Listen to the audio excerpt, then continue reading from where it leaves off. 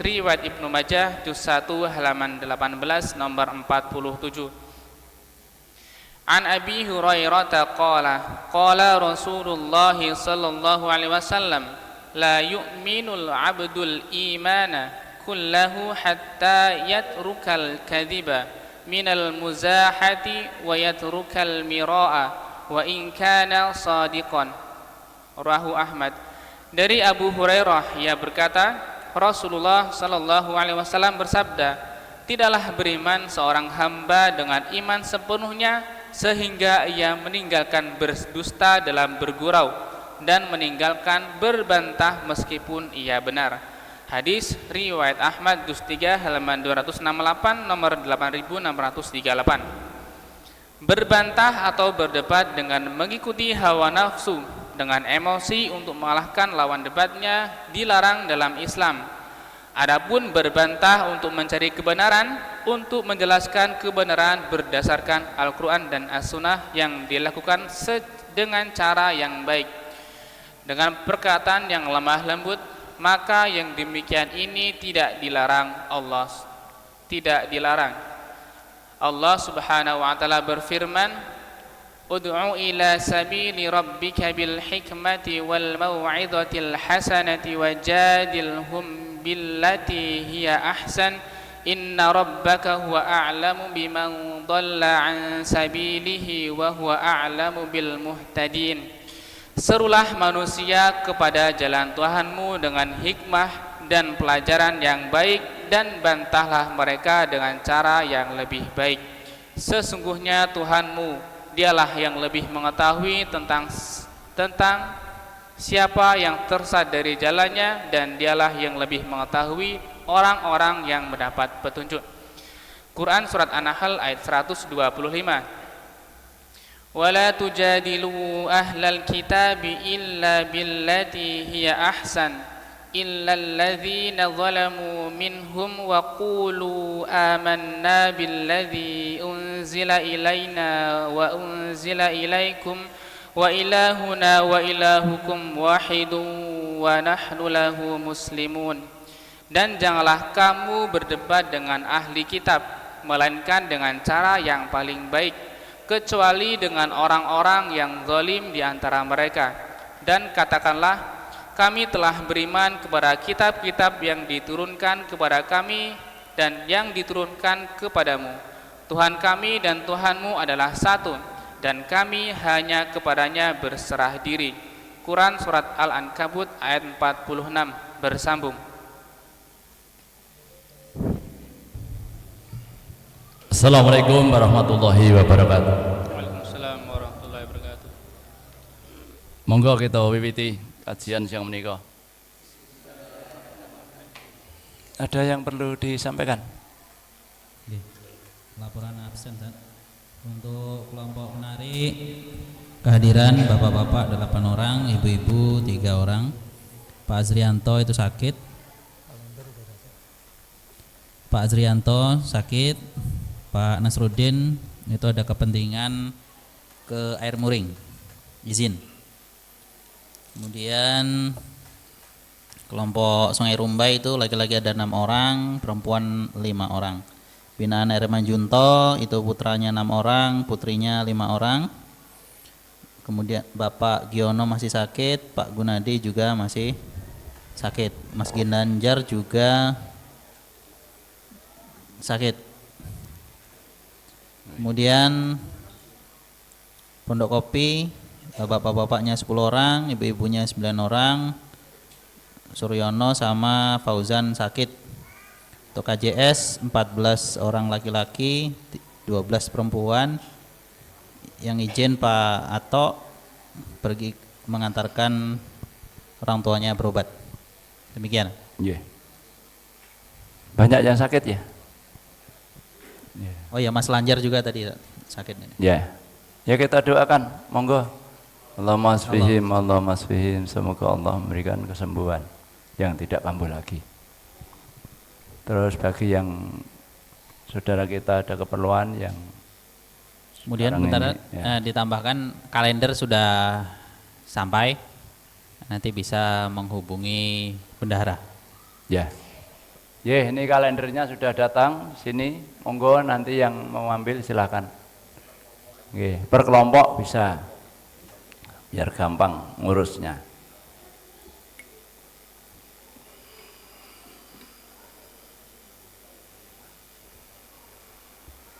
Brosur siang hari ini masih melanjutkan yang kemarin.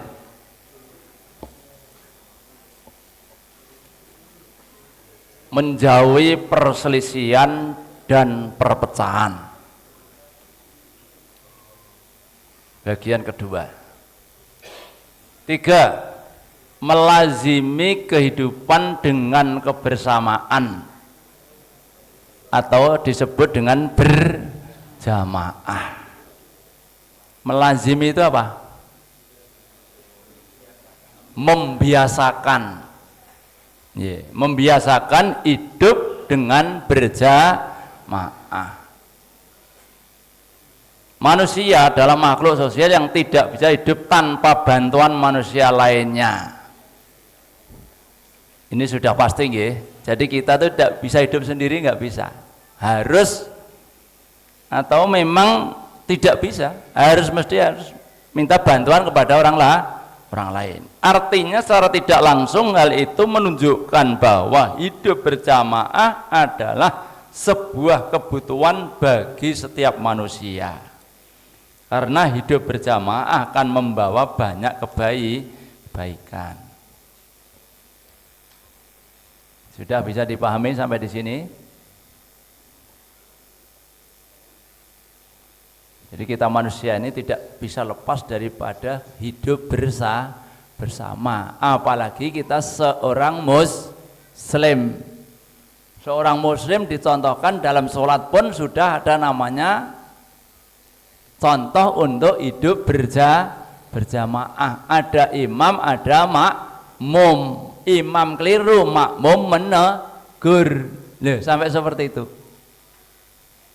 Karena tidak selamanya imam itu benar terus, ya kadangkala ada salahnya karena imam itu manusia biasa. Ini dalam kehidupan berjamaah dalam sholat itu sudah menjadi satu gambaran dalam kehidupan kita manusia. Berarti kita manusia ini wajib dalam Islam. Konsep hidup berjamaah menempati posisi yang sangat tinggi.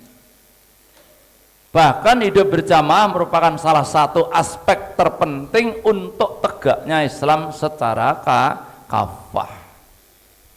Jadi Islam untuk bisa udkhulu fis silmi kafah itu perlu jamaah, perlu bersama. Allah SWT menyuruh umat Islam untuk tidak berjamaah, untuk hidup berjamaah. Saya ulangi. Allah SWT menyuruh umat Islam untuk hidup berjamaah sebagaimana firman yang sudah lazim kita baca, waqtasimu bihablillahi jami'au wa la tafarraqu, dan berpeganglah kamu semuanya kepada tali agama Allah dan janganlah kamu bercerai-berai. Perintahnya berpegang, larangannya bercerai-berai.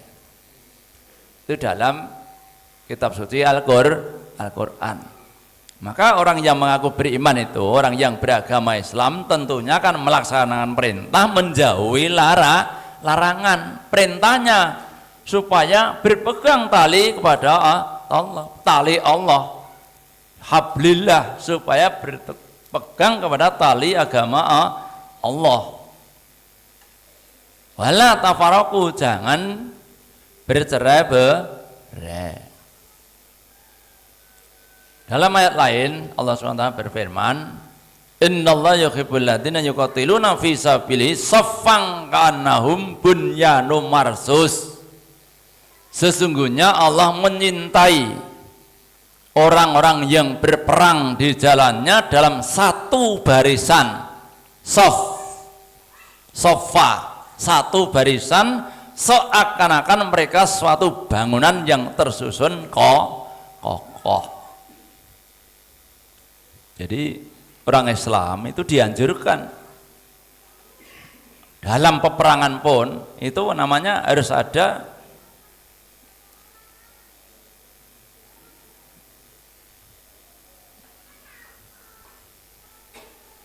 Harus ada aturan yang memang harus dipenuhi.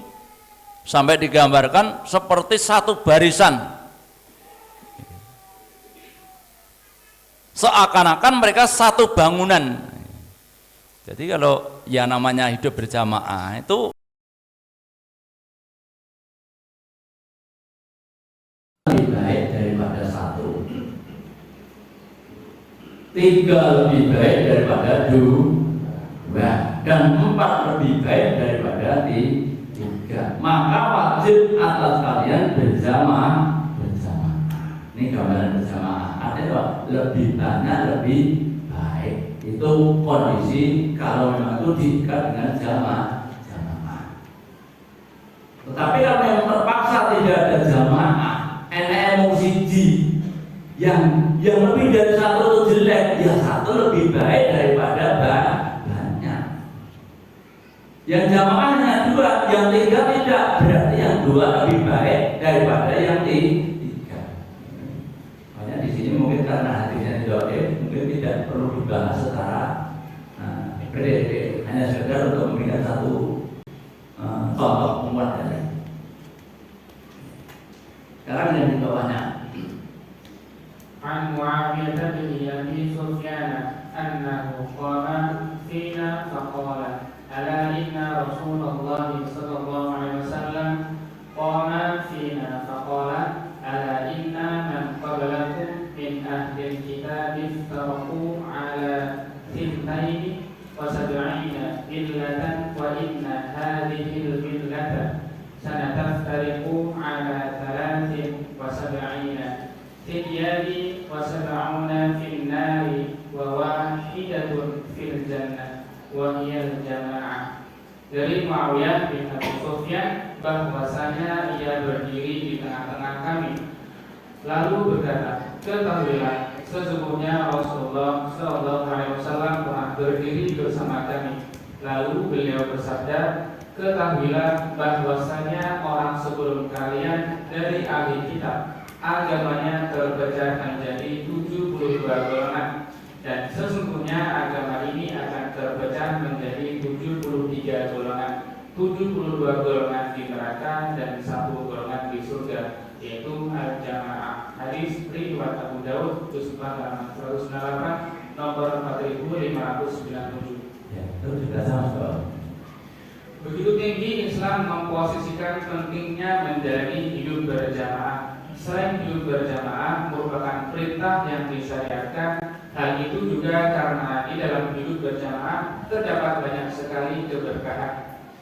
Di antaranya akan mengantarkan kita kepada persatuan yang saling menguatkan antar mukmin yang satu dengan yang lainnya.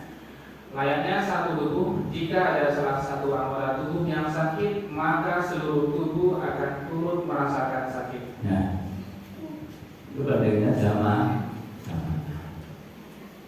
Sampai juga bahkan di dalam hadis ini yang selanjutnya itu gambarannya seperti apa?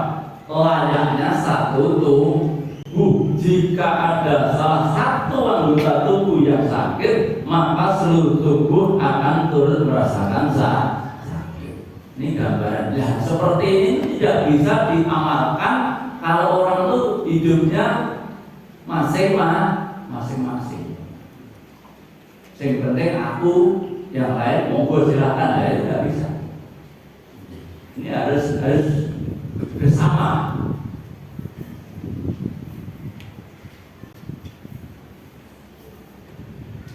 Karena untuk merasakan sesuatu yang dikatakan ini satu tubuh, ya sedang tubuh kan dari bermacam-macam muncul.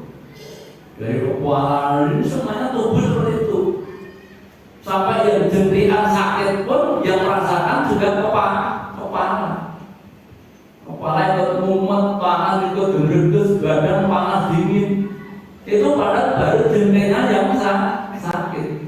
Akhirnya apa? Merokok-merokokan kantong untuk berobat. Jadi antara itu tidak bisa dipisah-pisahkan. Gambarannya begitu tinggi, yang pentingnya untuk berjamaah itu. Nah, kalau hadis yang di atas ini sudah populer di kalangan umat Islam. Ternyata di luar agama Islam itu sudah berpecah belah menjadi sekian. Ini gambaran 72 golongan. Tetapi agama Islam ini lebih banyak pertanyaan daripada agama selain Islam. Nah, ini menunjukkan bahwa, nah ini sinyal kita menyampaikan bahwa sesungguhnya agama ini akan terpecah menjadi 73 golongan, 72 golongan di neraka, 1 golongan di masuk surga, yaitu yang hidupnya zaman.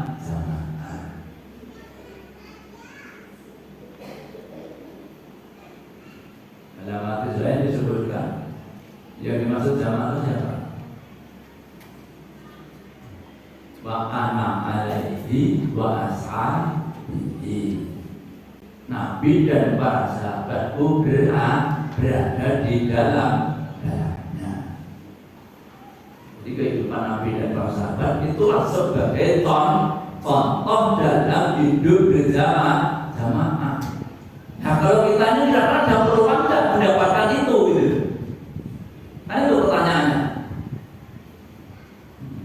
Ada nggak peluang umat Islam ini untuk mendapatkan satu itu? Ya ada peluangnya, tapi dengan baca dulu di surat At-Taubah.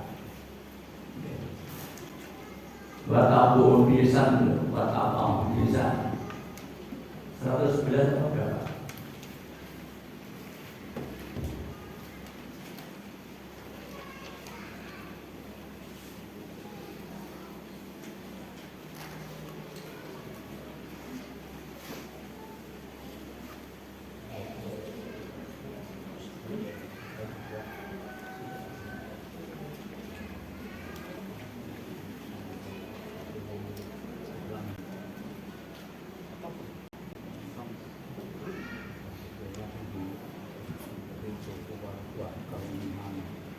Bukan, yang asal digunakan maulud. Ya.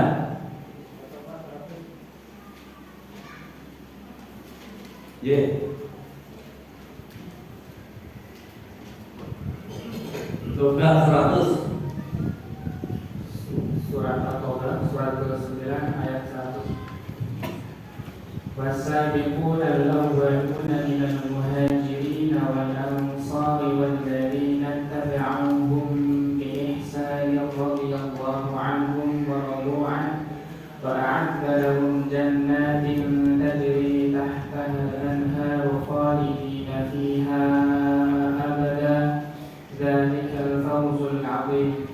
Dan orang-orang yang terdahulu lagi yang pertama-tama masuk Islam di antara orang-orang muhajirin dan ansor dan orang-orang yang mengikuti mereka dengan baik, Allah ridho kepada mereka dan mereka pun ridho kepada Allah. Allah menyediakan bagi mereka surga-surga yang mengalir di bawahnya sungai-sungai. Mereka kekal di dalamnya selama-lamanya. Itulah kemenangan yang agung. Ada perubahan. Wasabiqunal awwaluna minal muhajirin wal ansar. Orang-orang yang terdahulu Nabi yang pertama-tama masuk Islam di antara muhajirin dan ansar. Wa tabauhum bi ihsan. Nah ini peluangnya. Dan orang-orang yang mengikuti mereka dengan baik. Jadi kalau seorang manusia setelah sahabat Nabi, tabiin sampai ya benar terus sampai orang-orang yang kholak ini, orang-orang yang berjalan ini mengikuti apa yang ada pada Muhajirin dan Ansor, itu insya Allah akan mendapatkan peluang untuk mendapatkan satu kesempatan masuk surga.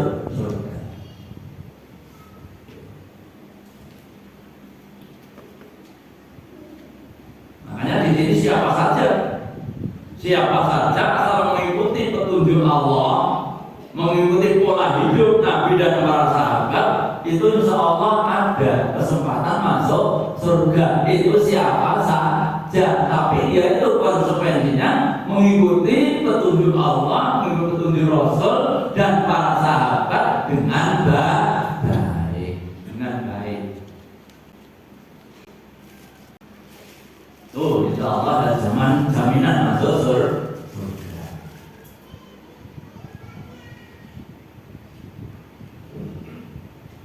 Maka kita berusaha untuk menjadi satu bagian daripada orang-orang yang dijamin masuk surga. Itu usaha kita. Ini kita usahanya masih belum pas. Mungkin kita termasuk orang-orang yang 72 golongan.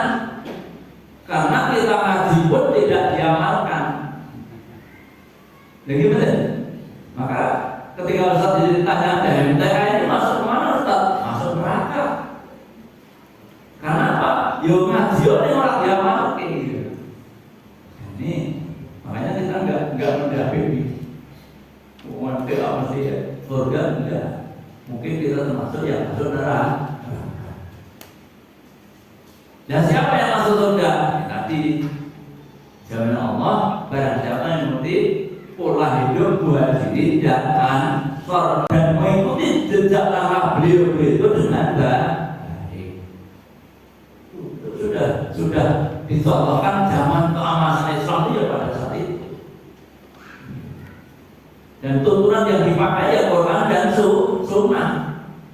Maka di dalam kata Abu Bakar Siddiq radhiyallahu anhu, Islam yang akan menjadi baik itu apabila mengikuti konsep yang dahulu, ikut aturan dahulu. Tapi kita mengikuti aturan sendiri-sendiri, itu tidak akan bakal mendapatkan satu kebaikan. Ini judulnya menjadi perselisihan dan perpecahan. Maka di akhir zamannya kan banyak perpecahan, perselisihan. Dalam hadis itu disebutkan sampai dikatakan di langit itu ada abu-abu.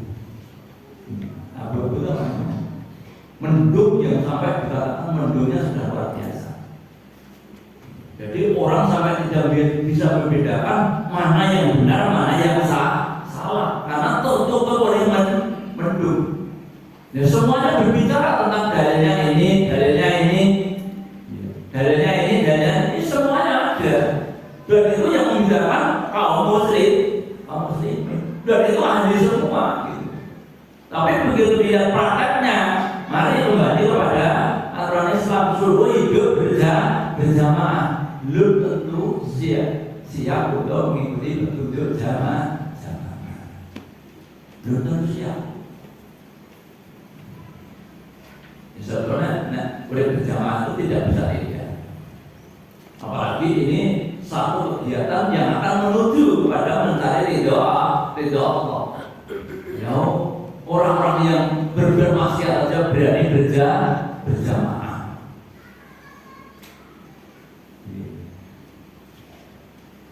Dengan proses gali itu ada jamaah. Di rombongan. Itu gali itu ada imamnya. Ada imam. Dan imam itu punya makmum. Nek makmum yang kecekel, imamnya tanggung jawab pada keluarga makmum. Itu gali. Hebatnya seperti itu. Itu menunjukkan apa? Dalam yang sesuatu yang jelek pun itu mereka harus berjamaah karena jamaah ternyata mempunyai satu kekuatan. Ya kita kaum muslimin itu tidak bisa berjamaah kan menyalahi menyalahi aturan kita sendiri.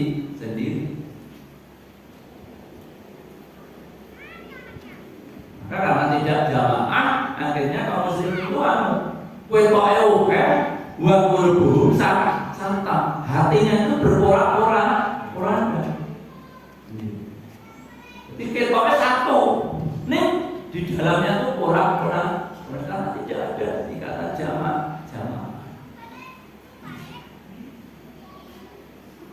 kalau sudah namanya hidup berjamaah itu sudah tidak bisa mengatakan kok, wah ini saya paling baik, ini yang benar saya, terus nanti menyalahkan orang lain, itu tidak ada. Karena tawasul itu akan hidup kalau orang itu hidupnya punya kebersamaan.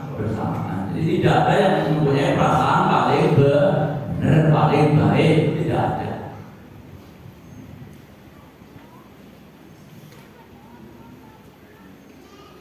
Ya kita ini kalau mau meniti kehidupan yang dicontoh oleh Nabi dan para sahabat, ini kita yang paling berat. Untuk mencontoh itu paling berat. Seperti apa mestinya kita ini? Seperti apa?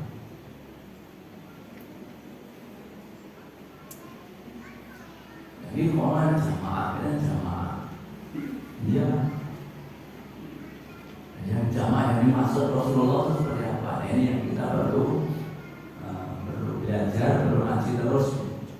Dan itu tidak bisa hanya sekali, 2 kali. Itu harus perlu pendalaman.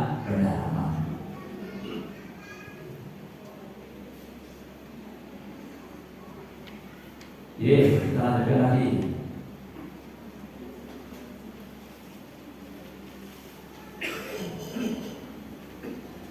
Selain itu, aspek keberkahan dari hidup berjamaah juga akan mampu menguatkan dan menyelamatkan kita dari keburukan dan kebinasaan. Karena dengan kita berjamaah, maka seluruh potensi akan terkumpulkan dan termaksimalkan. Setiap anggota jamaah akan saling menguatkan, menutupi dan melengkapi kekurangan yang ada pada anggota lainnya. Sehingga dengan berjamaah, potensi yang awalnya terserat dan lemah akan berubah menjadi kekuatan baru yang diperhitungkan. Layaknya sebatang lidi yang lemah dan tak banyak fungsi, tapi begitu sudah disatukan dan menjadi seikat satu lidi, maka ia akan menjadi kuat dan bisa berdaya guna lebih.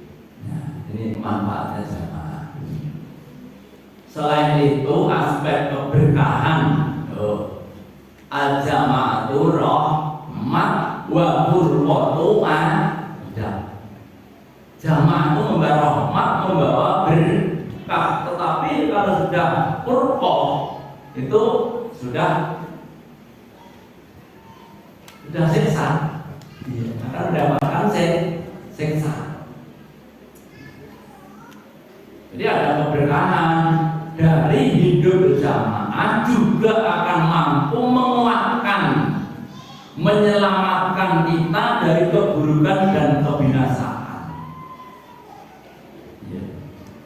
Dalam menanggapi sesuatu, dalam ini kalau orang itu akan ada suatu keburukan dan kebinasaan, kalau orang itu jamaah yang kuat, kita akan terselamatkan.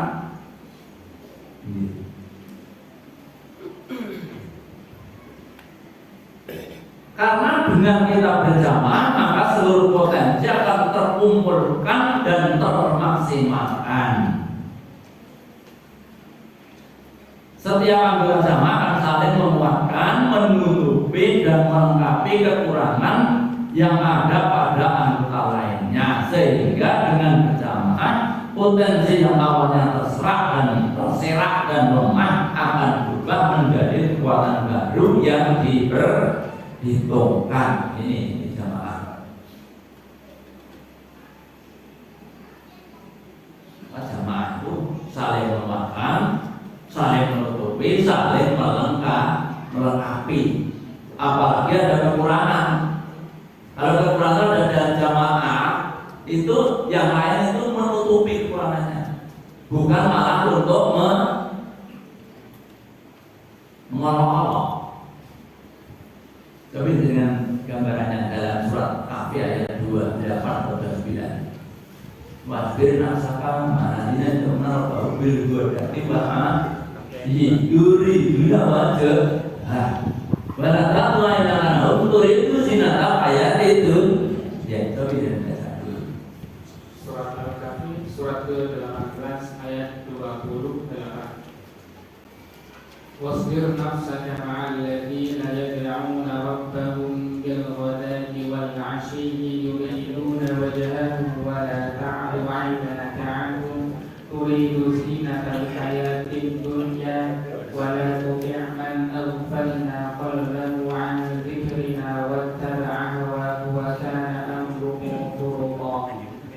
Dan bersabarlah engkau Muhammad bersama orang yang menyuruh Tuhannya pada pagi dan senja hari dengan mengharap keridhoannya.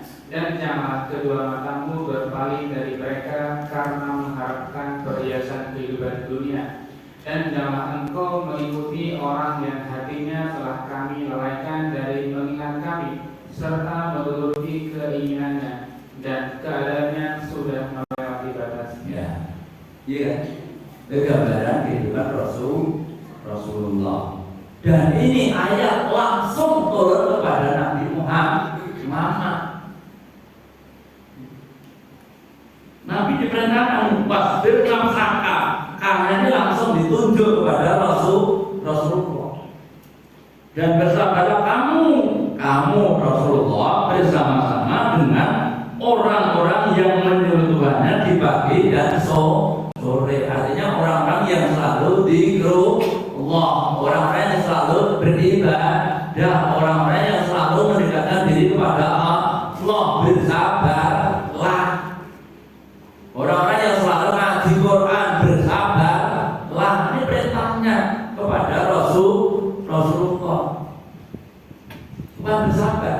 Karena boleh jadi orang yang ngaji itu tidak semuanya itu penak kabeh, nyaman semua. Kadang-kadang juga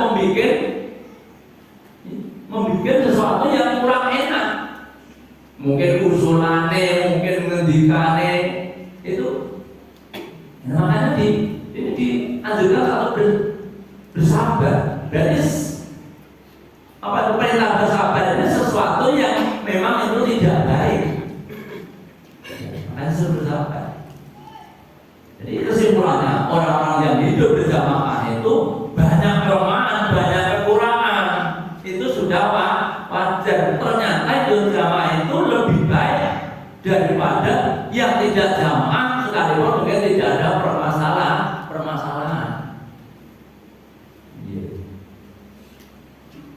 Umpamanya kita nggak ngaji, terus murid dewi daripada kamu wes pokoknya kebutuhan butuh orang lain misalnya, itu wes apa-apa wes kuat dewi pokoknya, apa-apa kuat dewi, kelorotan dari dewi, misalnya dari mantan meninggal pun tanda dewi misalnya, contoh yang paling ekstrim. Terus sampai seperti itu. Ini andaikan ini orang yang hidup berjamaah ini ada kekurangan, ada yang bikin nyelkit, ada yang membuat susah, itu masih lebih baik daripada orang yang di luar, yang tidak jamaah tapi ketok hebat. Nah, masih baik. Maka tidak ditegur. Jangan karena matamu kepengen urusan dunia sehingga melupakan teman-temanmu yang hidup berjamaah. Selalu dalam ingat pada Allah digambarkan ingat pada Allah setiap waktu.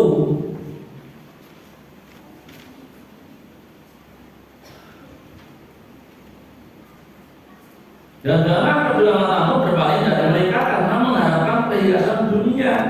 Janganlah kamu mengikuti orang yang artinya telah lalai dari mengingati kami. Ini Nabi ditegur sekaligus ini. Jangan sampai orang itu mengikuti orang-orang yang orientasinya masalah dunia lupa akhirat. Saudara Nabi yang jangan kamu mengikuti orang yang lalai hatinya mengingati Allah. Jadi sudah tidak penting lagi kepada Allah, tidak penting. Termasuk ngaji tidak penting, sholat tidak penting, ibadah tidak penting. Yang penting urusan dunia. Sudah seperti itu. Kalau terjadi seperti itu, Nabi sudah diingatkan jauh-jauh. Kamu harus bersabar kepada sesama Muslim. Walaupun di dalam sama Muslim itu ada sesuatu yang menyakitkan, membuat sesuatu yang agak kurang nyaman. Nah itu di dalamnya itu masih lebih baik. Kalau itu sesama orang-orang Muslim.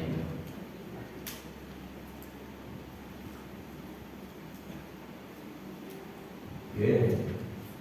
Setiap anggota jamaah akan saling menguatkan, menutupi, melengkapi kekurangan yang ada pada anggota lainnya, sehingga dengan berjamaah potensi awalnya terserap dan lemah akan berubah menjadi kekuatan baru yang diperhitungkan. Tuh pentingnya jamaah.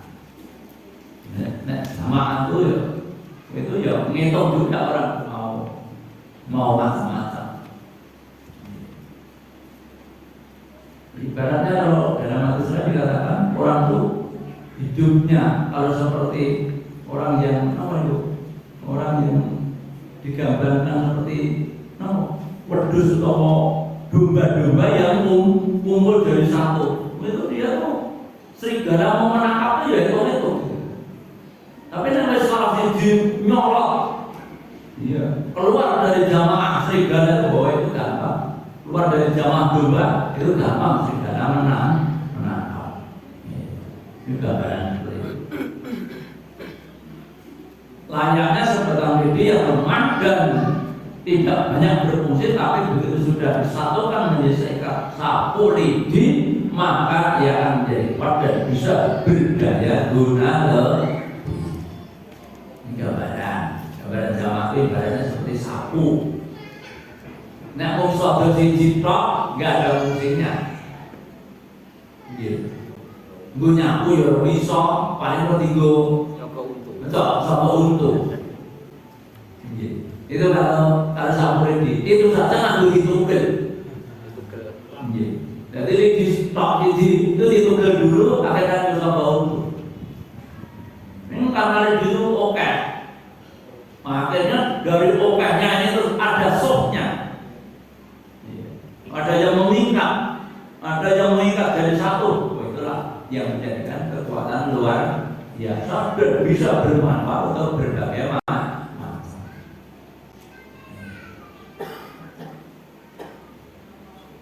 Dan andai kata itu digambarkan, andai kata itu untuk mukul itu luar biasa sakitnya. Nah, mau si jiru menyedak itu ya orang rasa. Ini begitu diseblak sapu. Itu karena mempunyai daya guna yang lebih. Apabila kita hidup berjamaah, maka orang-orang yang akan berniat jahat kepada kita atau memusuhi kita akan berpikir dua kali. Jadi harapannya jadi itu. Kalau nyerang harapan dihitung dulu. Dia hidupnya berjamaah.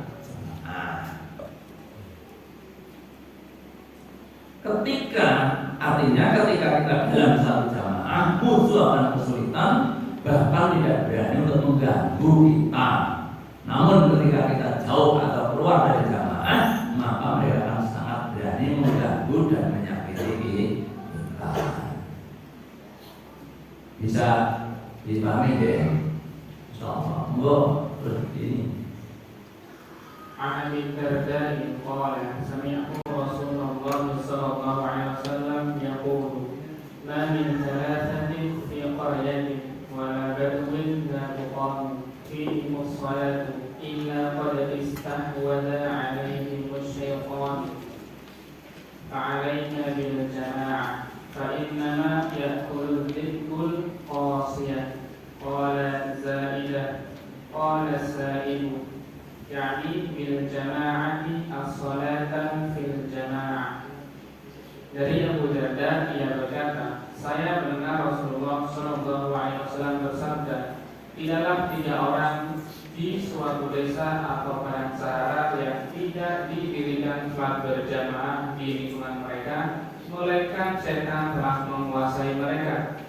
Karena itu wajib atasmu berjamaah. Karena sesungguhnya serigala itu hanya akan memakan kambing yang sendirian atau jauh dari kawan-kawannya. Zaidah berkata, As-Sa'id berkata, maksud berjamaah adalah sholat secara berjamaah. Hadis riwayat Abu Daud 1 halaman 150 nomor 547. Ya. Jelaskan. Saya mendengar Rasulullah SAW bersabda, tidaklah 3 orang di suatu desa atau padang sahara yang tidak didirikan sholat jamaah di lingkungan mereka, melainkan setan telah menguasai mereka. Ya, jadi ada orang, 3 orang di padang pasir atau di luar desa ada satu tempat ada 3 orang, kok sholatnya dewe, kok sholatnya sendiri. Itu perlu diketahui itu. Oh, berarti itu sudah setan sudah apa itu nempel. Mereka mengatakan setan telah menguasai dari pasar setan. Mau sholat wajib itu berjamaah. Itu diaturkan kok malah ini sholat sendiri padahal hanya ada 3 orang, 3 baranya seperti itu. Karena itu wajib atau berjamaah karena sebetulnya serigala itu hanya akan memakan kambing yang sendirian jauh dari kawan-kawannya. Anjuran sholat berjamaah itu sekalipun hanya 3 orang itu sampai ditekankan setengahnya itu sunnah mu'akkadah, jadi penting tekankan.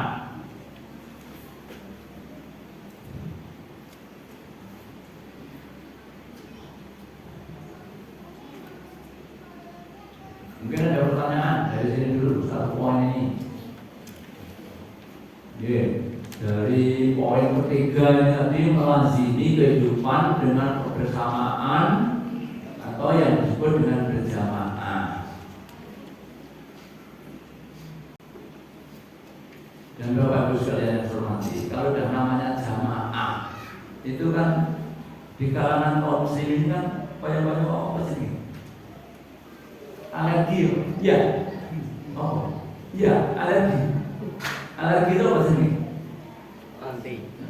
Alergi itu nek disebut jamaah banyak ini risi. Padahal jamaah itu tidak bisa ditinggalkan, tidak bisa ditinggalkan. Namanya jamaah itu bukan Islam jamaah, ya. Atau bukan? Ya. Yang namanya jamaah. Apa itu jamaah? Kebersamaan.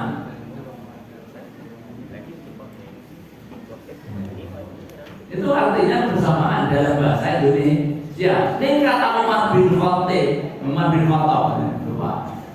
Ya, kata Umar bin Khattab, alaikum bil jamaah, wajib atasmu jamaah. Nanti terusnya boleh. Nanti terusnya di lain waktu. Monggo. Ini ada yang ketiga dulu. Monggo. Ini alamat tadi yang awal dimulaikan. Dari Abu Darda yang berkata, saya mendengar Rasulullah bersabda di dalam seorang di suatu desa atau padang sahara yang tidak didirikan sholat berjamaah yang mereka, melainkan setan telah menguasai mereka. Karena itu wajib akan mereka berjamaah. Yang saya tanyakan Ustaz, karena tadi 73 golongan, 72 itu masuk neraka yang tidak berjamaah. Mungkin kayak gitu. Jadi misalnya kalau di rumah, mungkin anak saya perempuan 2, ada istri saya, itu apa termasuk yang diwajibkan berjamaah? Mungkin itu kemudian di suatu daerah kita mungkin ada masjid, ada mushola, tapi kita sholat di rumah itu apa? Kena hadis yang 73 yang 72 yang tidak masuk surga.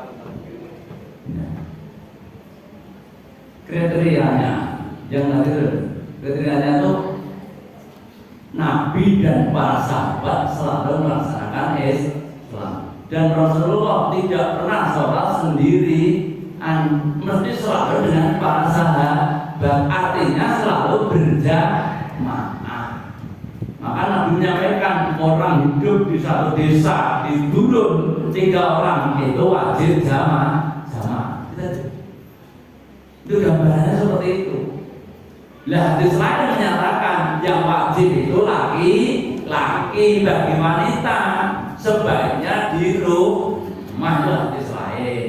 Berarti bagi wanita itu ada aturan khusus. Kalaupun mau datang ke masjid jamaah boleh, nih ada syaratnya. Satu, tidak boleh pakai wangi-wangian. Yang kedua, tidak ada madorotnya. Yang ketiga, harus segera pulang. Jadi ibu-ibu boleh, masa jamaah itu boleh. Ini tiga ini harus dipahami. Yes. Saya sampaikan tadi di rumah ketiga orang, maksudnya istri saya perempuan, mungkin anaknya juga perempuan, apa supaya ditekankan jamaah itu di rumah, jamaah di rumah. Ya kalau di rumah anak seorang bukan sebaiknya sholat di rumah. Kalau memang ada 3 orang ya bisa jamaah. Daripada sholat sendiri. Karena sholat sendiri itu ya dapat nilai, kalau dikatakan nilainya hanya satu, jamaah itu lebih banyak dari itu. Walaupun di rumah. Ini yang dinilai 25 27 itu apabila datang ke masjid bagi laki-laki. Kalau di rumah ya misalnya putrane itu kabeh loro atau abai bune itu ya sebaiknya ya jamaah. Karena bagaimana juga nilai jamaah itu ada nilai plus. Nah sekarang pertanyaan tadi dilanjutkan Mas. Nah kalau tidak jamaah apa itu termasuk yang 72 golongan? Ya kalau memang tidak ikut perintah Rasul dan para sahabat, pola-pola kehidupannya maupun pola-pola sholat jamaahnya ya termasuk. Yang mencari yang satu itu yang kita ini agak kesulitan. Makanya ikuti petunjuk Nabi. Memang ini bermula daripada urusan jamaah. Tapi ini bukan hanya urusan sholat saja. Kalau hadis ini memang iya. Hadis ini kalau sahabat Zaidah dan As-Sa'ib berkata maksud jamaah adalah sholat secara jamaah. Ini bagi ulama yang lain mengartikan bukan sholat jamaahnya saja, tetapi pola hidupnya itu harus terpimpin. Namanya terpimpin itu saya itu cocok maupun tidak cocok. Ini dipimpin kudu manut. Selama pimpinan tadi tidak menganjurkan sesuatu yang menyalahi Quran dan Sunnahnya. Ini menyalahi Quran dan Sunnahnya, pimpinan dia mesti harus tahu. Oh, ini ada istihad, ini pemikiran saya. Seperti itu. Nah, pemikiran saya ini keliru, ya jangan dipakai. Nah, seperti itu.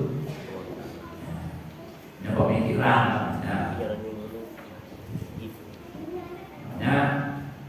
Atiullah wa atiur Rasul itu mutlak tidak bisa diganggu, wajib. Tapi begitu wa ulil amri pada pemimpin, itu sifatnya hanya suatu tambahan apabila pemimpin mengajak sesuatu yang baik. Makanya akan bisa masuk dalam 70 golongan yang 72 golongan yang neraka kalau memang tidak mengikuti pola-pola hidup Rasulullah dan para sahabat. Ya mungkin bertanya lagi, apa bisa kita mengikuti kan? Sejak kita ini jauh dari masa kenabian. Ya. Satu contoh saja, solu kama ro'aitumuni usolli. Sholatlah kamu sekalian sebagaimana kamu melihat aku sholat. Ini hadis langsung disampaikan pada sahabat. Sahabat melihat Rasulullah karena masih hidup. Dan sekarang seperti kita, mana mungkin melihat Rasulullah? Tidak mungkin. Lihat tentunya Rasulullah meninggalkan kitab Al-Quran, meninggalkan hadis. Hadisnya itu dipelajari sampai akhir zaman. Dan yang membawa riwayat yang sahih ini di mana pandangan Allah. Makanya Imam 4 itu masing-masing belum menyampaikan kalau yang saya katakan itu kok tidak khotok dengan Quran dan Sunnah, mohon untuk disingkirkan. Itu beliau saya lihatnya.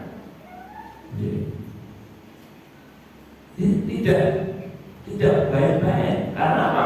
Peristiwa dari masa Nabian sampai para sahabat sampai tabi'in sampai sekarang ini kok ada kok masih lurus sesuai dengan apa yang ada pada Rasulullah. Nah itu kan pembawanya orang-orang yang memang dijamin oleh Allah. Itulah orang-orang yang akan masuk surga. Jadi kalau orang mengatakan ya iso nah boleh bisa masuk surga kalau mau. Makanya Nabi kan menyampaikan kullu umati yadkhulul jannah.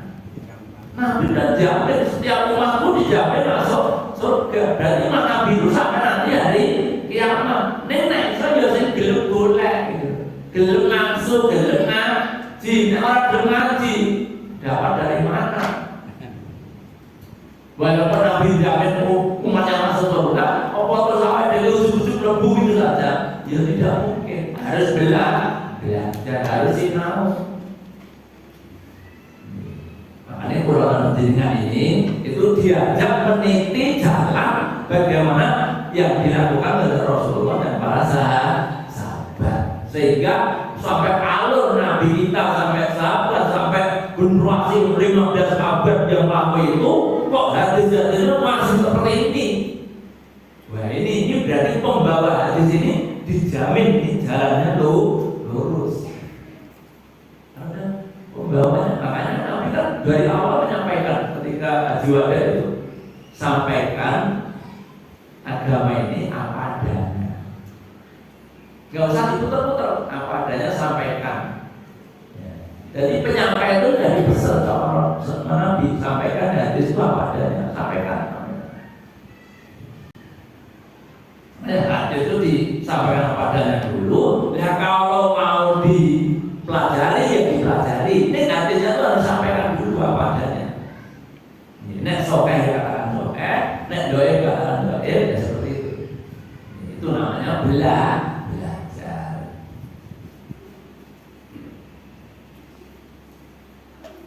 Nah misalnya, kok ini ada yang mengatakan sokeh, ada yang mengatakan doa, bagaimana?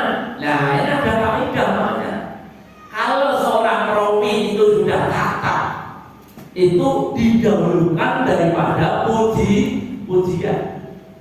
Didahulukan. Catatnya dulu, dia ada catatnya. Sebetulnya yang hadisnya 50 itu di bawah semua. Ini ada 2 hadis yang kiri. Nah itu diteliti dulu. Apa sebabnya? Itu kalau sudah berbicara tentang itu agak jelimet. Makanya orang-orang yang membawa riwayat ini betul-betul jaminan dari Allah. Jaminan dari Allah. Maka ulama-ulama orang-orang yang berilmu sampai pada kita ini, itu sungguh luar biasa. Luar biasa. Kalau kita sudah 15 tahun, 15 abad dari kehidupan penabian, kok kita tuh masih dapat.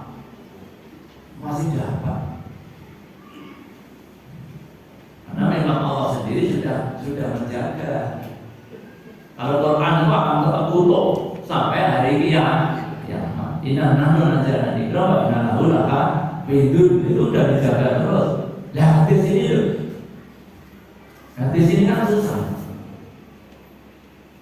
Nah ketika ada orang ahli kitab, ada seorang pendusta, itu sudah mau dihukum gantung, dia tuh ngakak-ngakak. Pada istilah Jawa itu, ketawa-tawa, artinya biar kali senang gitu. Ternyata saya sudah memasukkan 40.000 hadis. Jadi dia udah bikin 4.000 hadis, 40.000 hadis itu sudah bikin palsu semua. Ya,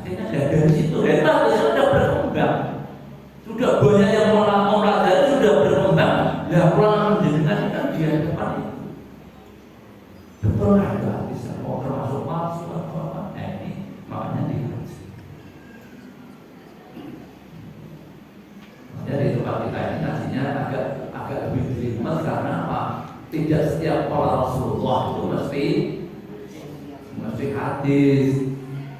Ya, mesti hadis. Nah, Ustaz nyontohnya gampang baik. Ada babul serban nganggo hadis, barang siapa yang pakai serban itu nanti dijamin masuk surga. Ini pasti serbannya ben ayu. Ini lagu hadis itu pola Rasulullah Sallallahu Alaihi Wasallam. Kan seperti itu.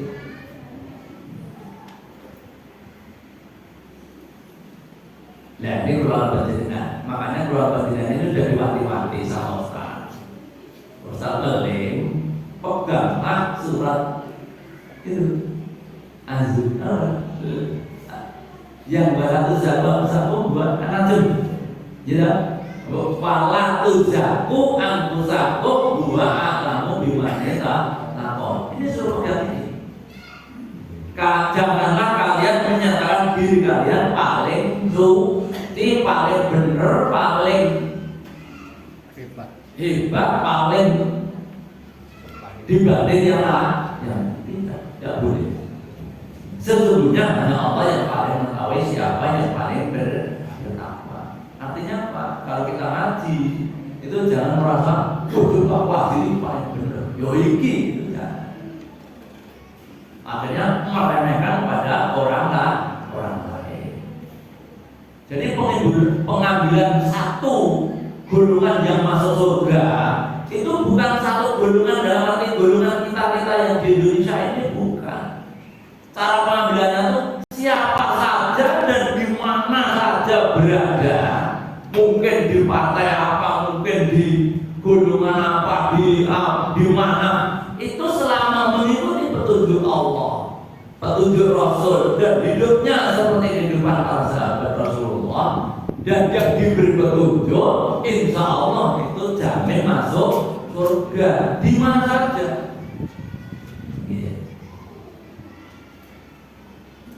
Maka kalau kita di RTH ini sudah wanti-wanti Ustaz, jangan sampai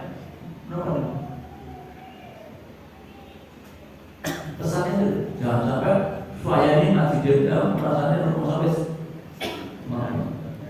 agama MPA sampai ada orang mengatakan gue nak urus orang MPA padahal nek urus tuh dan orang MPA yang ada pada piye Kanjeng Nabi, piye para sahabat Nabi. Mestinya seperti itu. Orang urus mau mati kok piye caramu, itu yang ada caranya cara Islam, itu yang ada. Bagaimana kalau orang mengurus orang meninggal itu? Ya satu dimandikan, dikawani, disolatkan, dikubur. Ini 4 hal itu yang harus wajib dilakukan. Berapa terus? Biar grupmu. Jadi seolah-olah banyak orang tidak mati grupmu biar caranya.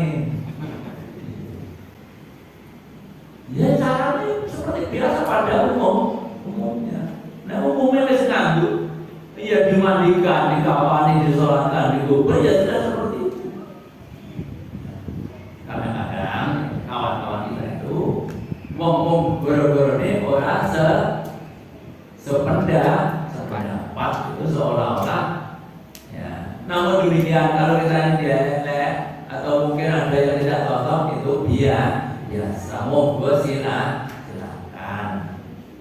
Kita jangan terus merasa wah paling benar saya, itu tidak. Mungkin kita termasuk yang salah atau yang masuk dalam neraka kalau memang kita masih tidak diamal.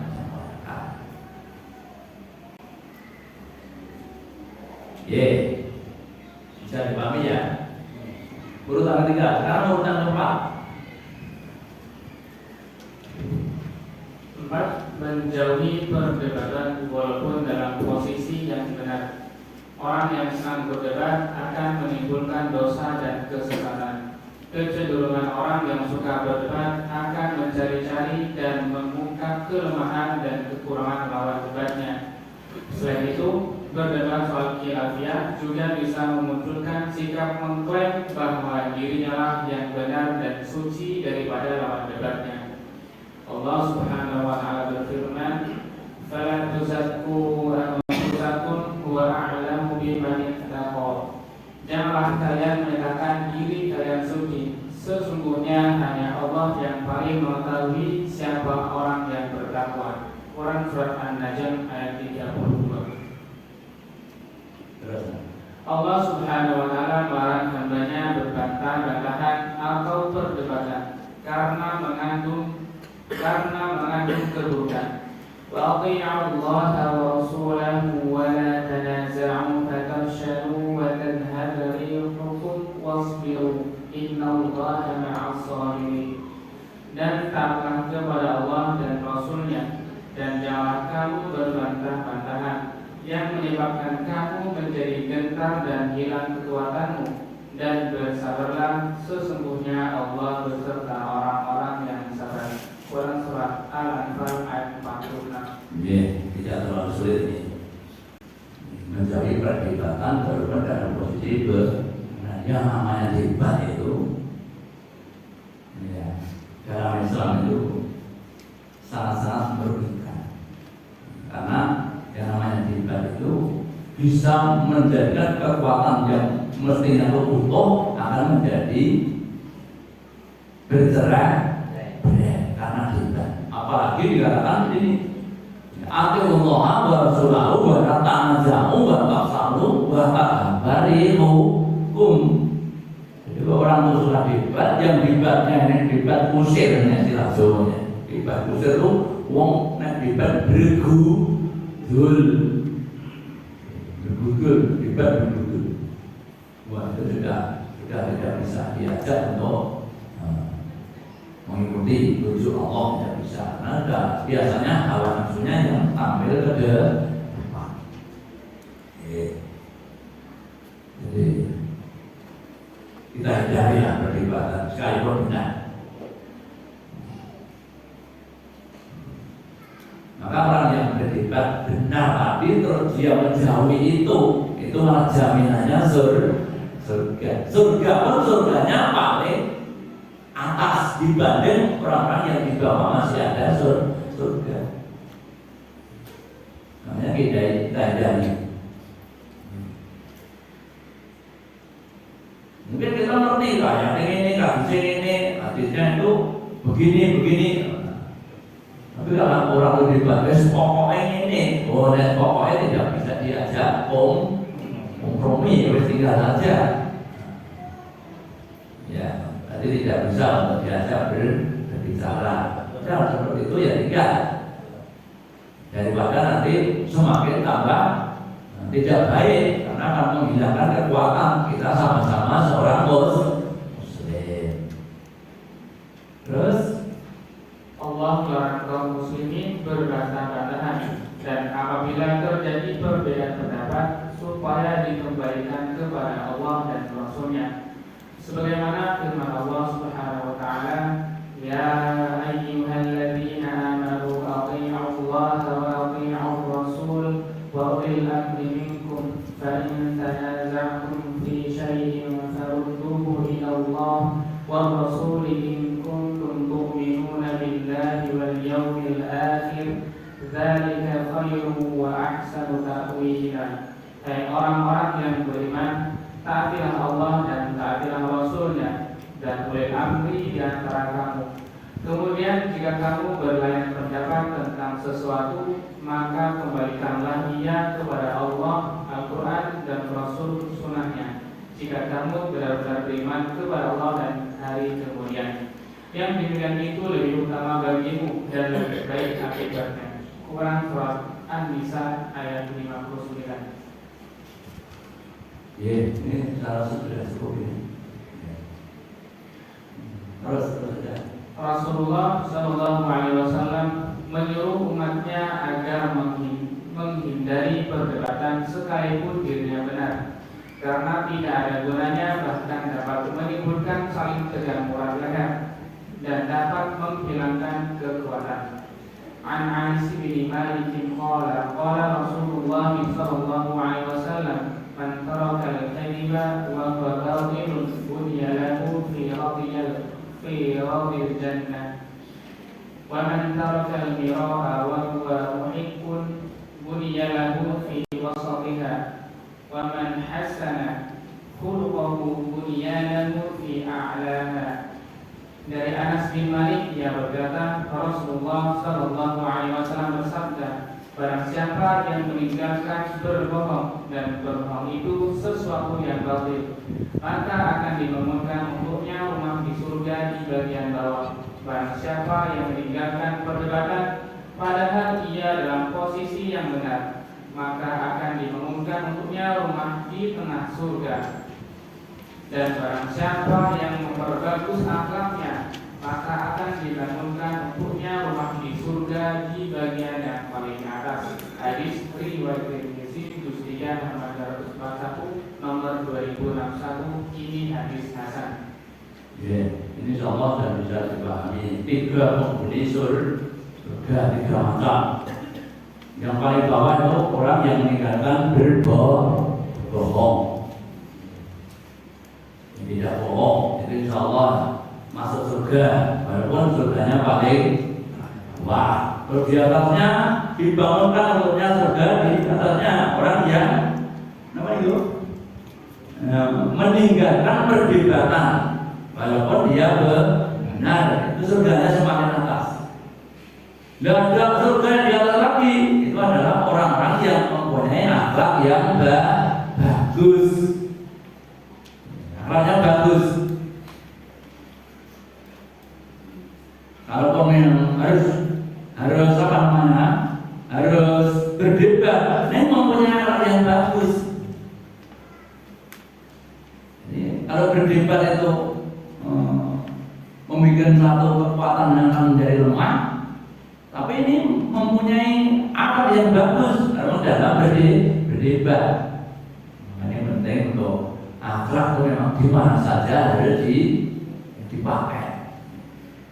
Kalau itu memang wong berdebat sekalipun benar saja selalu menghindari, sekalipun benar itu baru jaminan masuk surga. Nah ini apalagi orang yang mempunyai akhlak yang baik itu surganya lebih di atasnya.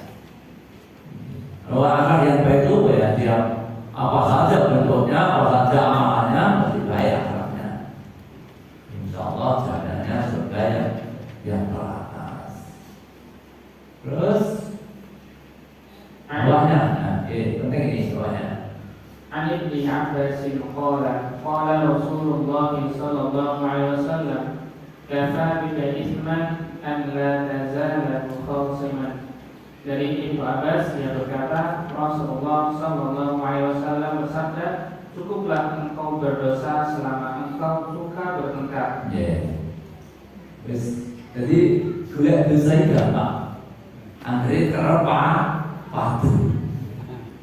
Ngesan padu wis dosane sempak. Apa sithik padu, apa sithik apa? Iya kan? Padahal orang Islam itu yang bisa masuk surga seluas langit dan bumi, di antaranya orang-orang yang menghindari padu. Tuh. Kenapa padu itu apa? Bertengkar, marah. Orang yang suka marah itu bukan penghuni surga. Maka orang yang suka marah itu sebenarnya kalau orang itu marah kalau bisa menahan marahnya itu dijamin masuk surga. Dan biasanya yang paling sulit itu orang yang menahan marah.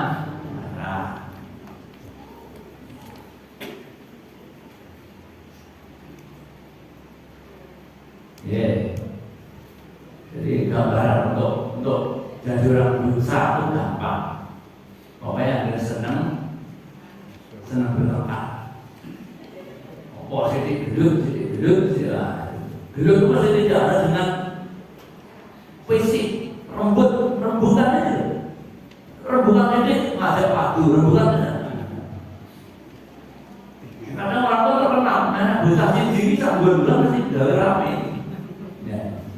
Ini termasuk orang yang terkenal kejahatan mulut. Dan seperti itu sudah berarti orang itu sudah dipenuhi dengan dosa.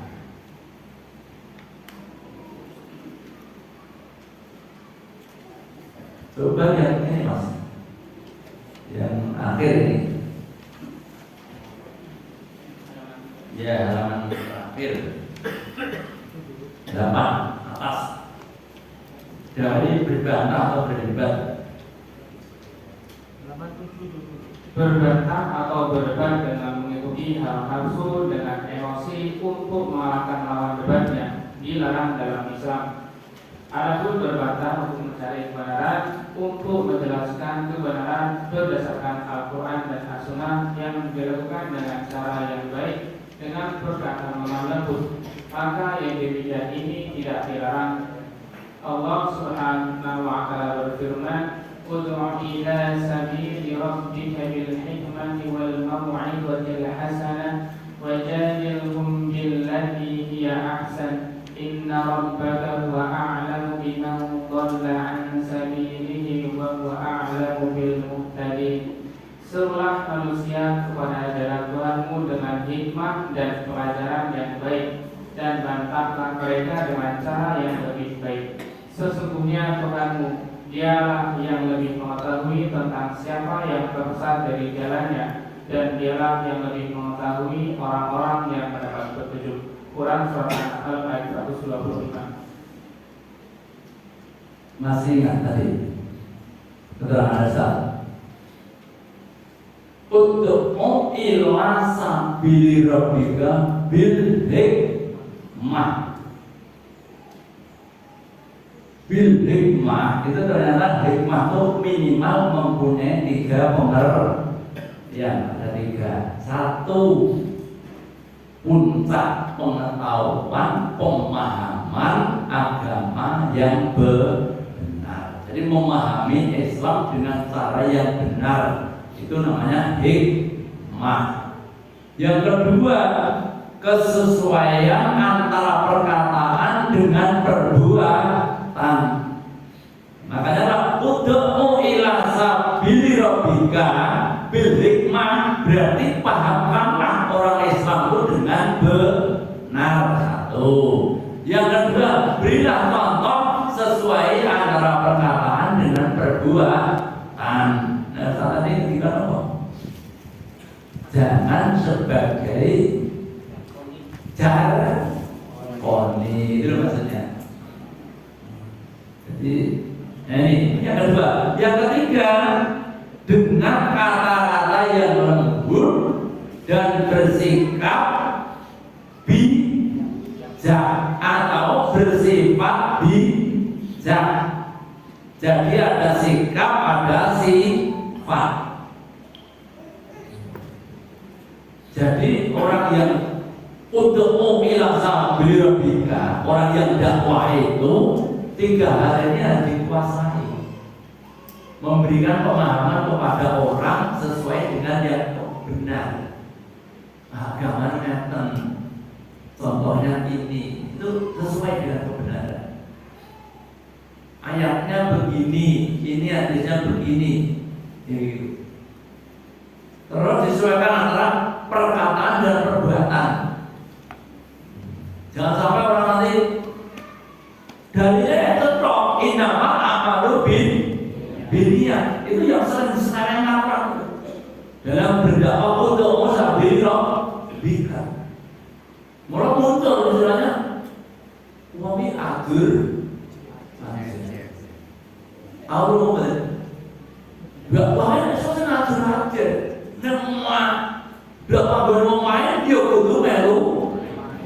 Nek dakwahnya gone bangsane perzinahan yo melu di ngono carane iki. Iya, dengan dalil ud'u ila sabili rabbika bil hikmah. Jadi yang dimaksud hikmah itu aturan. Padahal hikmah itu 3 kemudian. Hikmah itu menunjukkan kepada satu agama dengan benar. Jangan dipelencengkan agama.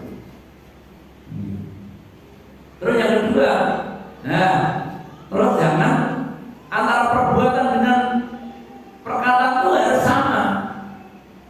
Ya, orang terus lu jenengan aja. Bener nyampe kalian ngomong api nyerap. ojo main, ojo magang, yang jenengan kene. Loh, kuwi lak temu omongan dengan mimbar. Dan apa yang ini beda? Apa gitu kan? Salah atau kalian belum? Nah, itu kan namanya nggak sesuai dalam pendidikan. Itu nanti gambaran. Yang ketiga, dengan kata yang lembut, sikapnya harus bijak, sifatnya harus bijak. Sikapnya itu dalam bersikap itu yang bijaksana, sifatnya yang disampaikan juga harus bijaksana. Maka Islam itu basiru wa tu'an siru, berilah kabar gembira, jangan dibikinlah lari. Satu, iya kan? Terus yang lain dikatakan apa? Basiru wa tu'afiru. Orang itu bikinlah gembira. Orang masuk Islam, orang sudah gambaran itu, wah ini merokok, ini, wah itu nanti tidak jadi masuk. Ya asal nyolok gampang, salah goda. Ketika buatan di MTC, orang banyak berjudi, gua di telepon, gua salah goda. Nah dulu manggilnya bukan salah goda, bilang topet. Bilang topet, gimana nih untuk mendapat sampai? Saya itu masih main belum kayak gini gimana nih? Iya soalnya wayah main-main, no wayah sholat, toh. Ini nasihatnya. Nek wayah main-main, no wayah sholat, toh. Jadi itu kan ketoke itu seolah-olah Rasul itu membolehkan berjudi. Ya orang yang berjudi itu akan hilang dengan sendirinya kalau judinya itu waktu sholat dia sholat. Dia duhur Allah dia sholat jamaah. Balineh yang berjudian. Wah, gue beli wanit bae mau masar pamit maghrib pamit orang seido carane ngomong main karo kowe. Wes kono. Nah. Akhirnya diusir dari teman-temannya. Dia kembali kepada ikut yang baik. Makanya sebetulnya kalau ingin meluruskan suatu kejahatan, bukan bentuk kejahatannya itu yang durhaka, bukan. Ini dulu pernah saya tuh mengalami pas bodoh-bodoh sama terjadi. Switch, ini ukul palang ini, saya bandar ya. Pas bodoh-bodoh, itu pada Idul Fitri itu kok muter, kok selamat itu kok langsung pertukuan dulu. Apa itu? Waduh, lawan jabut, saklar itu makhluk, itu langsung aja ini, wah bubar. Begitu masakan bubar atau pindah enggak? Itu sana, payah muka pergi, saya pindah tempat. Pernah apa sih? Jadi orang judi itu, nah di kuasa itu malah nggak bisa. Hatinya nggak tembus. Tapi dengan pola saat itu, wajah bapaknya yang main, no ya sholat toh sudah seperti itu nanti akan hilang main judinya akan hilang, akan menjadi orang yang taat sholat. Ini gambaran-gambaran yang untuk mempermudah pemahaman ketika bil hikmah itu sampai pada manusia ketika menyampaikan kebenaran. Ini contoh-contoh yang jadi soal judi soal gedung itu sudah kulino.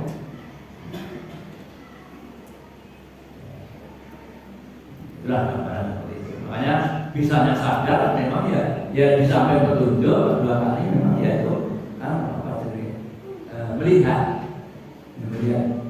Ini saya itu kapoknya itu tanggal 25 puasa itu ada wayang gede-gede, wayang besar-besaran.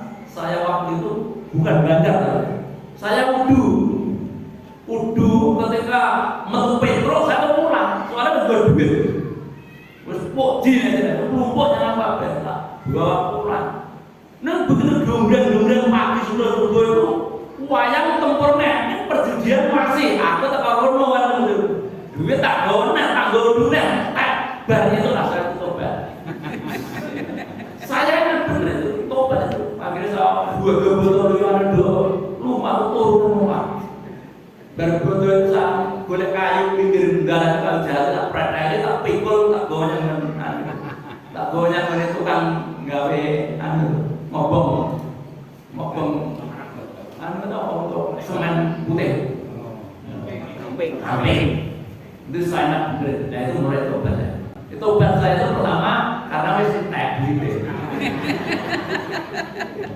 Tak duit. Itu botol-botol terus menggor-gor mengenai melisus itu. Memelas. Nah mungkin ada di antara pengalaman jenengan seperti itu. Beda-beda tipis kan. Enggak beda-beda tipis. Tapi sebetulnya tobat yang paling bagus itu ketika masih ada kekuatan yang paling bagus. Ini yang mau Islam mesentek gitu, tobat wajar. Ini khusus sesuatu. Ini suatu pengalaman. Mulai nek main dia menang, mulia purwo. Itu karena ngono. Ini nek bali menang, padha setok dulu. Nggih, mungkin itu setan yang bodoh yang kuwi. Nek main dia memang enggak ada habisnya. Pikiran tuh panas. Wape berada di TKB karpe. Ini pengalaman. Kembali kepada bilik tadi. 3 hal yang harus diketahui oleh ahli hikmah. Ud'u ila sabili rabbika bil hikmah.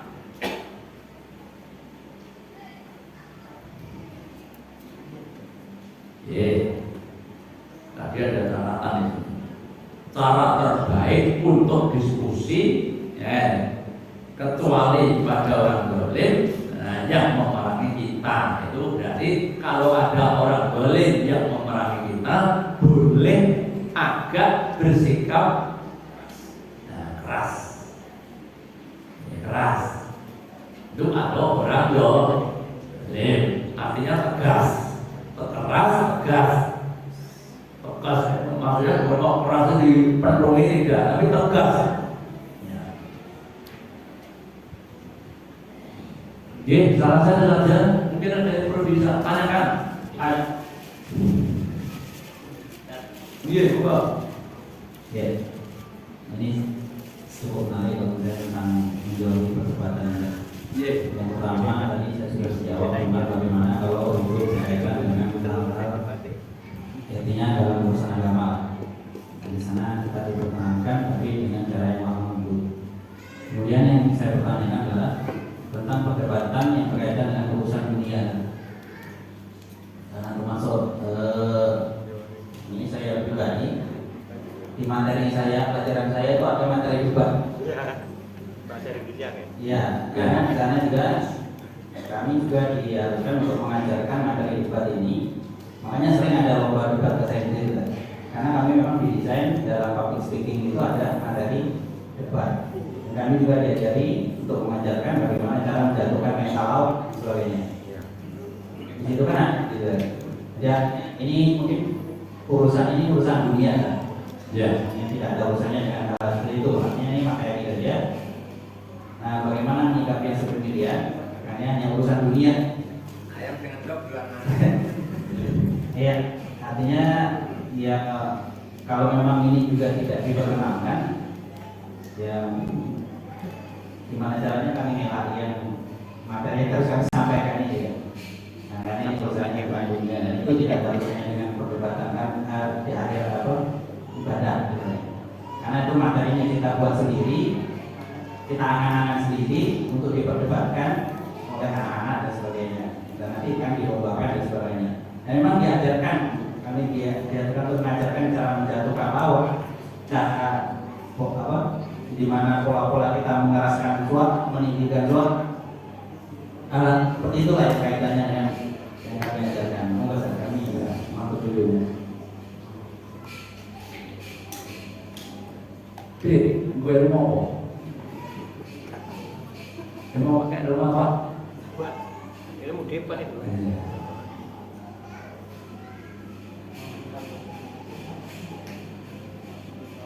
Kalau bisa,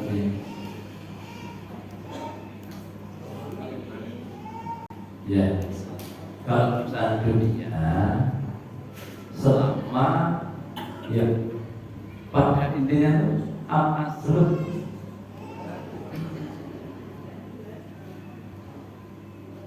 Buat ya absolut al-ibadatu al-i'tibar, asal mula urusan ibadah itu mengikur. Tetapi kalau urusan dunia al-absolut al-ibadah, artinya boleh. Berarti kalau itu urusan dunia yang boleh selama tidak ada mempengaruhi urusan akhirat. Itu urusan dunia yang boleh. Al-aslu an-asya'an al-ibadah, asal mula urusan dunia itu boleh, kecuali ada larangan. Nah itu kalau ada larangan. Jadi jangan sampai ini urusan dunia menerjang larangan. Kalau memang misalnya kita mengajar satu perdebatan ini begini, caranya begini, menjalankan begini. Nah, yang penting jangan sampai lebih ini ada apa koridor yang harus dijaga, jangan sampai lebih dari ini menerjang larangan. Misalnya menerjang larangan itu benar. Ini tadi ada larangannya tuh. Dalam berdebat itu boleh misalnya, itu jangan sampai mengeluarkan urat nadi. Itu urat nadi itu apa? Nah, ini suatu gambaran orang itu sampai berkenan. Padahal apalagi ini urusan dunia. Hanya kita belajar orang sadar ngaku otot-ototan gitu maksudnya. Urat nadi itu apa? Pokoknya ya motor. Jadi itu aja. Jadi kita kembali pada hukum asalnya. Tapi hukum asal dunia boleh. Nah ini tadi. Ya mungkin berkembang juga pertanyaannya bagaimana debat dan tadi ada pertanyaan juga. Jawab semua itu tiap 5 tahun sekali. Itu asalnya masalah dunia, karena itu untuk mengejar dunia. Tetapi jangan sampai melanggar aturan larangan.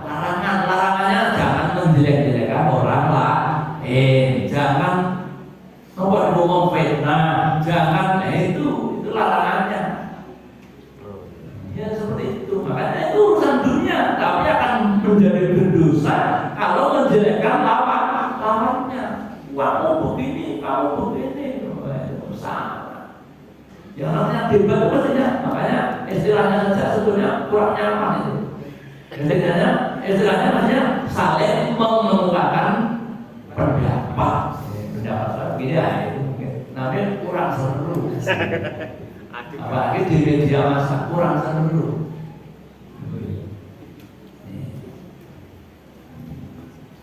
Menurut aturan Islam itu berdebat sekalipun benar kita diam. Itu jaminannya surga. Itu dalam ilmu kita Islam. Tapi itu ini urusan dunia. Tapi itu juga tidak luput dari nanti urusan akhirat. Karena apa? Dari masing-masing calon ini orang Islam. Itu koridornya ada ini urusan dunia. Jangan menyakiti orang lain. Jangan menjelek-jelekan orang lain. Sampaikan apa yang jadi. Mestinya seperti itu. Kita kembali ke masalah. Ini ada pertanyaan. Assalamualaikum Ustaz. Apa hukumnya mengangkat tangan pada saat khatib membaca doa pada salat Jumat? Apa hukumnya mengangkat tangan pada saat khatib membaca doa? Mengambil itu. Mengambil itu mau beli. Dicelah Bapak. Tuh, gini lah. Ya. Kalau doa angkat tangan itu memang ada beberapa riwayat.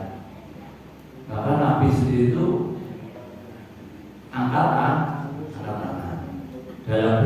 itu banyak di situ. Ya, nanti bisa dibaca. Kalau dikatakan hukumnya itu ya tidak wajib. Iya, boleh ngangkat, boleh tidak. Tapi intinya kalau dikatakan dalilnya angkat tangan apa ada, insya Allah kita. Nah, itu dalil angkat tangan itu ada. Apa yang dimaksud itu? Apa yang lain? Mungkin ini yang dimaksud pada saat sholat baca doa. Nah, Allah maafir, mukminna, mukminna dengan amin, amin. Nah itu toh. Amin, amin. Nah, iya, makanya itu. Kalau mengamini itu memang di antara ulama ahli hadis sendiri berbeda pemahaman. Ada yang malah boleh karena itu untuk mengamini dua-dua yang baik. Tapi yang namanya amin itu hanya sekali saja. Jadi begitu khotib atau imam mengajak amin, ya kita bicara amin. Setelah itu enggak, hanya sekali saja. Misalnya gini, saya mau berdoa, saya sebut jamaah mengamini, yaitu amin, itu hanya sekali saja. Tapi ada pendapat lain, yang amin itu bukan hanya sekali, ya amin. Soalnya biar cuma ada kleset. Nah, doanya itu masih baik. Ya belum tentu. Doa itu disesuaikan dengan pemahaman. Nah, kadang-kadang yang banyak terjadi, amin orang ngerti karena isinya doa. Jadi nggak paham isi doanya apa. Yang sebenarnya yang lebih tepat lagi doa sendiri, mengerti maksudnya, mengerti kebutuhannya, dan itu lebih daripada amin. Itu insya Allah diijabah. Kalau ditanyakan dalilnya, kita kembali apa ya, tidak ada hukum dalam artian boleh mau angkat monggo, kalau tidak monggo, tidak wajib. Untuk yang kita kan tahu kalau yang untuk yang apa namanya khotibnya kan diisyaratkan dengan jari kan. Tapi kalau menurut ya secara logikanya ini kalau nggak main logika sedang yang berdoa saja mengangkat jari, maksudnya kita yang itu ngangkat tangan kan? Artinya ya mungkin lah kesalahan itu. Ya itu memang kesalahan dari awal. Iya. Sebenarnya khotib itu kan tidak gini. Kalau aturan. Bahkan hadisnya mengancam. Ancamannya itu apa? Barang siapa yang khotib itu mengajak amin angkat tangan, itu apa istilahnya? Jelek kalah gitu. Artinya jelek. Yang baik itu yang begini. Sebenarnya isyarat begini kan tidak mungkin dong mau amin mau khotibnya ada begini. Tapi karena doa itu umumnya diamini, ya ikut-ikut ada banyak orang yang amin.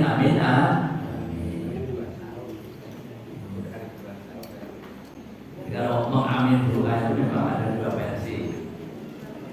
Kalau bang khotib ngajak, mari kita aminkan doa ini, ya sekali aja amin. Setelah itu sudah tidak ada lagi. Assalamualaikum Pak Ustaz. Assalamualaikum. Ini ada pertanyaan dari kami, satu pertanyaan aja karena waktu sudah habis. Gimana hukumnya Pak kalau orang sudah meninggal, dia menangis, menangis langsung meneteskan air matanya di mayitnya itu, di jenazahnya itu, apakah hukumnya? Gimana hukumnya? Itu masalah yang akan cuma itu aja yang saya tanyakan. Itu ada larangan, nanti bisa dilihat di jenis. Ada larangan orang meratap di atas mayit. Jadi kita misalnya mayit di atasnya nangis, rohnya berdoa sana, itu ada larangan. Artinya berdosa. Itu termasuk meratap. Nanti kita lihat. Soalnya kebanyakan orang-orang kuliner kayak gitu ya. Ya, itulah pada umumnya seperti itu. Tapi makanya harus ngaji dulu. Ini ngaji. Kalau ngaji nanti nggak umum. Iya. Iya jadi nggak umum. Jadi nggak umum nanti. Masuk bapaknya juga orang ditangisi. Nangis itu boleh, bukan tidak boleh. Boleh, cuma jangan berlebihan. Mana nangis itu baru wah air mandi gue hilang gue kopi pakai. Apa seperti itu? Artinya kita itu boleh belum boleh boleh, tapi ya dibatasi, semua itu ada aturannya. Makanya jangan sampai ya genotnya kita itu akan mendekati ratapan yang dilarang oleh Nabi kita. Maka Nabi melarang untuk meratap itu melarang. Ini hak meratap. Ya nanti bisa dilihat kalau di JNS bagian ini awal-awal masih ya. Bagian meninggal dunia baru akan meninggal. Meninggal tuh begitu meninggal itu ditutup matanya, diusahakan, ya kan? Nah, itu bagi yang kebetulan dekat pada saat menangi supaya orang yang akan meninggal. Begitu meninggal terus matanya ditutup. Karena memang rata-rata kalau yang meninggal kan keliling gitu. Kenapa jadi? Keliling. Ya karena dicabut nyawanya. Cabut nyawanya kan kerja, harus mandi. Nah makanya ini kadang ada. Nah ini sunnahnya seperti itu.